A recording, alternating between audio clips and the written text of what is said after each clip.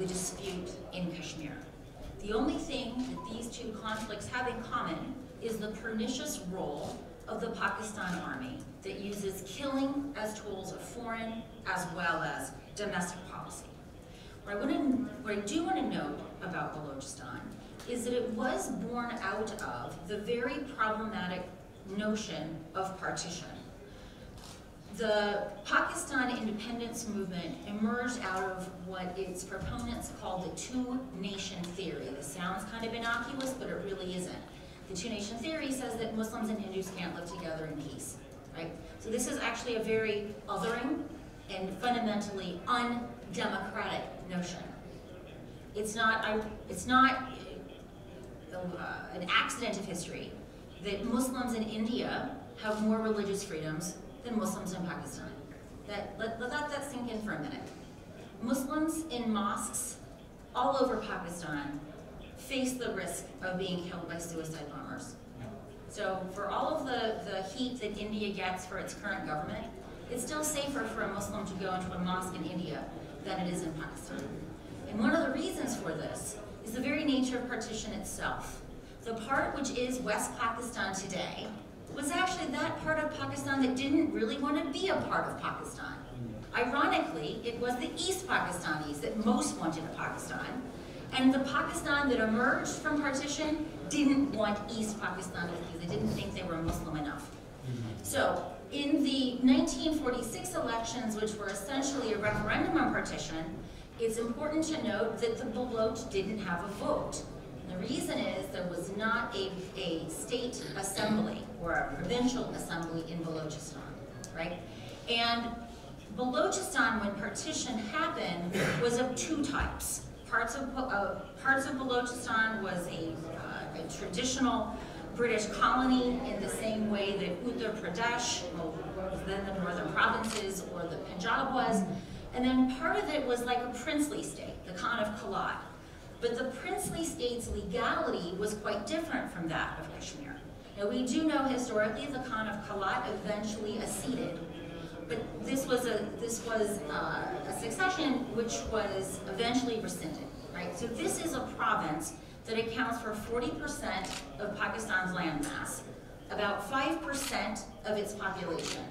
And unlike East Pakistan, which actually wanted to be a part of Pakistan, this was a province that never really wanted to be, right?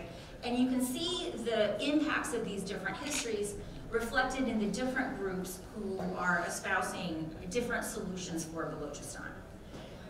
So as has already been stated, one of the tools that the early Pakistani state adopted to get people to succumb to the state project has been the Islamization project, right?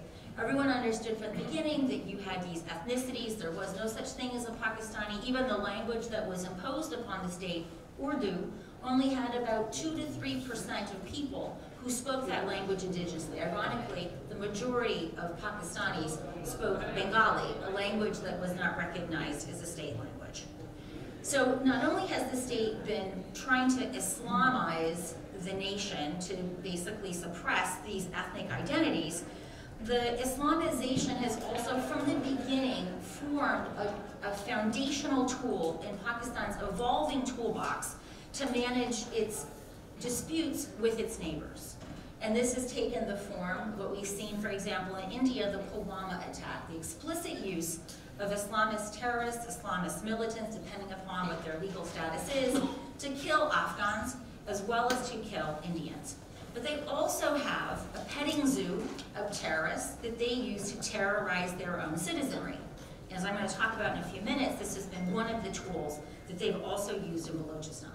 As is already said, and I want to reemphasize it, from the beginning, Balochistan has been an underinvested in state. The state has captured Balochistan's resources, and they've used it to fuel the Punjab. So even though Balochistan has gas, very few Baloch will ever benefit from that unless a cantonment comes to town. And this was exactly the story that played out in East Pakistan. The state was extracting the resources, and in East Pakistan, which was a majority of the Pakistanis, they rebelled and left the state. Balochistan doesn't have that luxury. The Baloch are only 5% of the population. And I've been studying Pakistan my entire adult life now for 30 years. I have seen over the various periods, Punjabis, who are the largest group, seconded by Pashtuns, who are the largest minority, have very little concern about their Baloch citizens. Over 30 years, in fact, the very first family I ever stayed with when I went to Pakistan in 1991 was with the Baloch family from Munir, from Malir village in Karachi. It was then a village, now it's just a Karachi suburb. I saw then how the Baloch were besieged by MQM activists. There were conflicts with Sindhis. There were then also conflicts with Pashtuns. Many of these conflicts were about land. But it was very clear that the Baloch had and have no allies in Pakistan. Make no mistake, the Pakistanis can and will kill every single Baloch without consequence. And as an American, I have a particular, I have to censor I have a potty mouth. Right now, the words I want to use, I can't use in this podcast setting. But much of this killing has been done on the American taxpayer's dollar. When Zulfikar Ali Bhutto, many people have this idea that he was a good guy. Dude was not a good guy. The guy was in fact a civilian autocrat. He used helicopters, which my country provided to Pakistan, to mow down the Baloch. There were no consequences then. Just as today, my country, although perhaps the only thing that Trump has done, with which I cannot swear, has been the aid cutoff of Pakistan.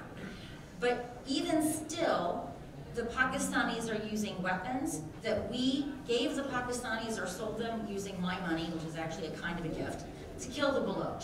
In the same way that the Pakistanis used F-16s to invade Indian airspace, something which they're continuing to deny. So as an American, I bear particular responsibility for what the Pakistanis are doing to the Baloch. But I tell you, for those of you who know me, I have been as vocal about this as I could possibly be for as long as I could possibly be. And there is absolutely no interest in this issue. And the reason is, American security interests, no matter what part of the world we are in, will always trump the interests of human beings being murdered by their state.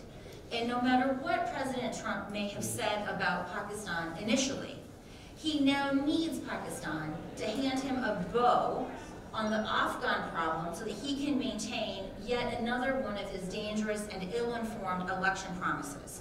He needs Pakistan to let him throw the Afghans under the bus. He was not the first president to do this. In fact, George W. Bush did this because the current flare-up of violence is rooted to what happened in 2005 when a Baloch female doctor, and I hate using that expression, but I want to make it clear because the Pakistanis do also rape men, that this was a female doctor that they raped and not a male doctor.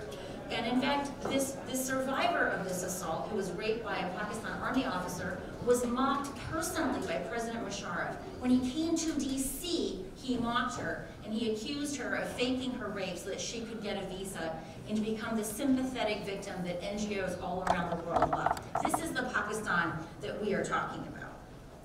Unfortunately, not only has the United States been insouciant about Pakistan's malfeasance on whether we're talking about killing Afghans by using their proxies, the Taliban, the Al-Qaeda network, or killing Indians with Jaish-e-Mohammed, or killing Baloch with their own security forces, the Frontier Corps, which has also at different times been trained by the United States.